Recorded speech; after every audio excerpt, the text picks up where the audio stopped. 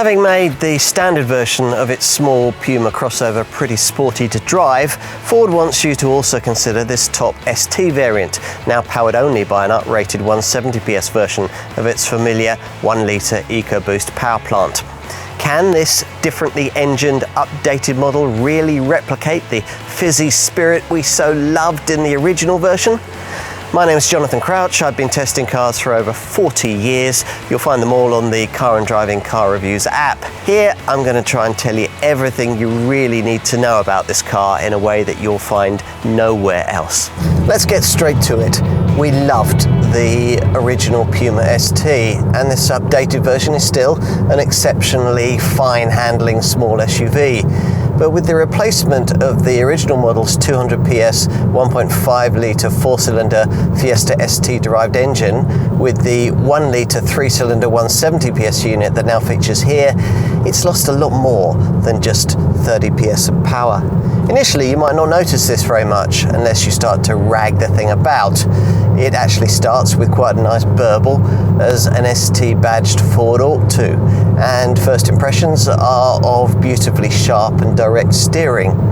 Get beyond the city limits and start to push along, and you'll find yourself admiring the exceptional corner turning and body control. You might even quite like the engine note, which sounds impressively gutsy for a 1 litre unit. Once you get over 3,000 RPM, there's quite a bit of low-speed punch. Given that the powerplant's just 3 cylinders in size with a modest 248 Newton meters of torque. Despite that, the Resta 62 mile/hour sprint is still quite eagerly dispatched in 7.4 seconds en route to 130 miles an hour. Those figures are respectively 0.7 of a second and 7 miles an hour slower than the pre-facelift version, but all of this might still be fine, providing you've no experience with the previous model. If you have, then you'll instantly miss the way that there's now no incentive to rev the thing out like a shopping rocket. This car's lost its zing, which of course isn't helped by the way you now have to have it with an automatic gearbox rather than the primary transmission choice with the old car, a slick shifting 6-speed manual. The 7-speed dual-clutch power shift auto is a paddle shift affair, of course, but it isn't a particularly engaging or quick responding setup, and sometimes hesitates just when you need a quick response. At least there's still plenty of Ford performance engineering incorporated here in a bid to give this fast small SUV some real handling credibility. As with the pre-facelift model, an optimized chassis features bespoke twist beam, anti-roll bar and damper configurations. Plus, also as before, the steering response is 25% faster and the brakes are 17% larger than the standard Puma. On the test drive, you'll immediately notice how firmly this car rides the bumps, inevitably so, as a hallmark of the Puma ST has always been that its rear suspension is stiffened by 50%, plus there are big 19-inch wheels. But you could probably live with the firm damping on your daily commute, which is just as well because there's no built-in selective damping system or optional adaptive setup available. At cruising speeds, this ST feels much like any normal Puma. Like any ordinary variant in this model line, the ST version features selectable drive modes. Normal, eco and slippery are the everyday ones, plus there's a more red-blooded sport setting that deepens the exhaust note and to which you can go directly via this S button on the right hand steering spoke, and then the instruments go all orange. On the original Puma ST there was also the possibility of having a further drive mode setting, an extra racetrack driving mode if you paid extra for Ford's optional performance pack, which more significantly included a limited slip differential and launch control. Another disappointment with this facelifted model is that this pack is no longer available, replaced by an optional handling pack whose only dynamic inclusion is more agile KW coilover suspension. This is certainly a more purposeful looking Puma. A Ford performance embossed splitter is integrated into the front bumper to increase front-end downforce by almost 80% for greater stability and traction. Signature ST upper and lower grills are designed to deliver increased engine cooling capability, and of course this ST gets the revised front end and headlights that mark out models in the facelifted Puma range. It's the only variant in the lineup that gets these headlamps with standard matrix technology. For those in the know, it's from the side that it'll become evident whether this Puma ST has been upgraded with Ford's optional handling pack.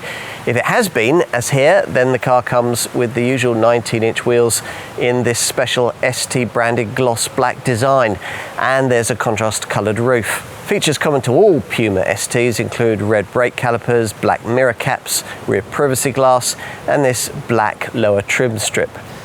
And once inside, well, first impressions will probably depend on whether you owned or were familiar with the pre-facelift model. If not, it might all seem rather pleasing, with lashings of double red stitching and a pair of grippy, heated Ford Performance sports seats trimmed in Alcantara and synthetic leather.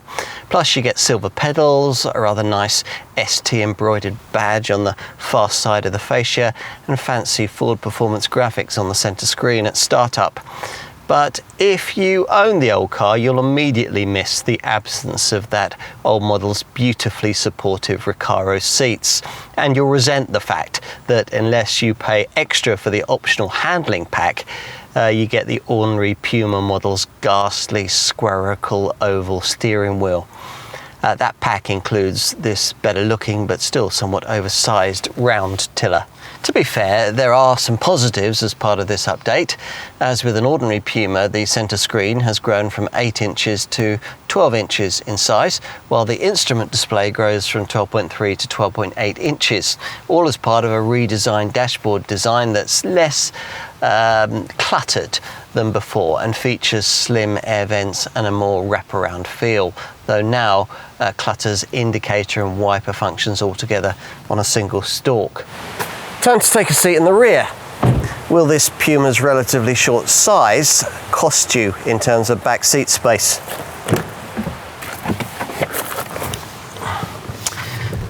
To some extent, yes, though most customers will probably only be using this rear bench for kids or adults on occasional short journeys, so that might not matter. Finally, let's take a look at the boot, accessed via the kind of powered tailgate that feels a bit unnecessary on a car of this size.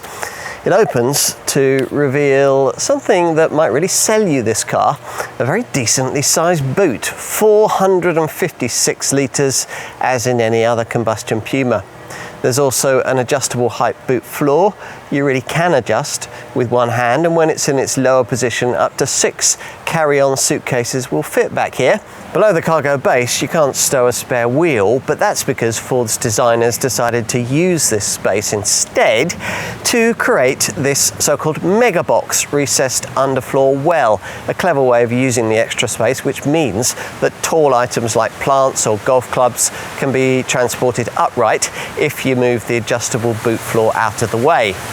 It's a 68-litre space, that's big enough for a couple of extra carry-on bags, and it can take up to 50 kilograms in weight. Plus it's waterproof, watertight, and even has a plug hole provided beneath this base rubber mat so that you can flush the area out after transporting filthy wellies or muddy boots. This is now the car we thought the Puma ST would be before we first tried it back in 2021, and in this case that's not a good thing. It's now more of a fashion accessory, though hints of the old driver's car still remain. It's still a fun thing to buzz about suburbia in. In fact, if that's what you want, with its power shift auto box, it's more user-friendly than before. But where the old Fiesta ST engined model really shone on your favourite back road on the way back from the school run, this updated model's lost a lot of its previous fizz. Which makes it all the more difficult to take that it's so much more expensive than it used to be. Perhaps in that regard, Ford's taking advantage of the fact that there's so little competition in the properly sporting section of the compact SUV combustion segment these days. Still, we can see why you might be tempted, but try not to be. Instead, search the classifieds for a lightly used pre-facelifted model fitted out with the performance pack you can sadly no longer have with this replacement. Save yourself some money, have a lot more fun, and enjoy the car this Ford really ought to be.